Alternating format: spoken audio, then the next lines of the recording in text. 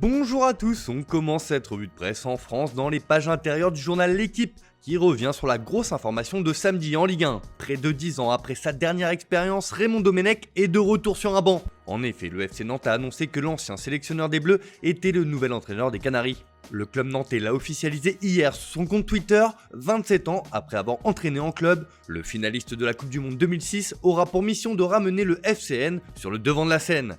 On file en Angleterre où Arsenal a frappé un grand coup en Première Ligue hier après-midi. Dans une situation très compliquée sur le plan comptable, les Gunners se sont imposés 3-1 face à Chelsea.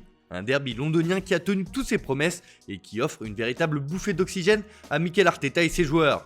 Un succès qui s'affiche en une du Daily Telegraph ce matin qui met surtout en avant la brillante victoire des jeunes d'Arteta. Les Londoniens respirent mais ne sont que 14e au classement. Pour le Daily Mirror, l'équipe d'Arsenal passe un Noël en demi-teinte. Arsenal remporte sa première victoire en championnat depuis le 1er novembre pour alléger la pression sur Arteta, note le tabloïd. Même son de cloche en une du Daily Star qui indique qu'il n'y aura pas de licenciement à Arsenal pour le moment. Les Gunners passent l'épreuve du Boxing Day mais devront confirmer dès mardi contre Brighton.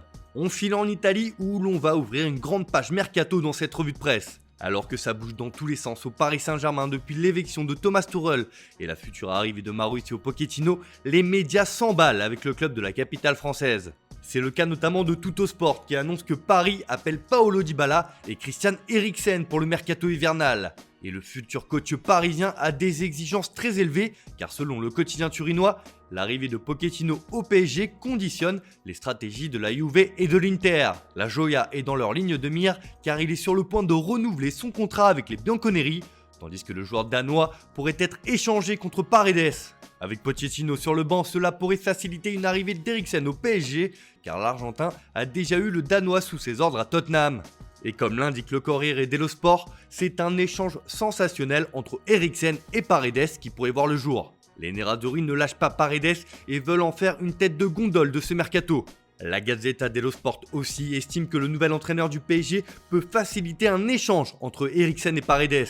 Et le mercato du PSG déchaîne les passions jusqu'en Espagne où Mundo Deportivo interprète une information du Parisien publiée hier, à savoir si Pochettino aurait un rôle à jouer dans une arrivée de Lionel Messi au PSG. En Catalogne, cela se transforme en Pochettino veut Messi au PSG. L'avenir du sextuple Ballon d'Or n'a pas fini de faire les gros titres et d'être extrapolé.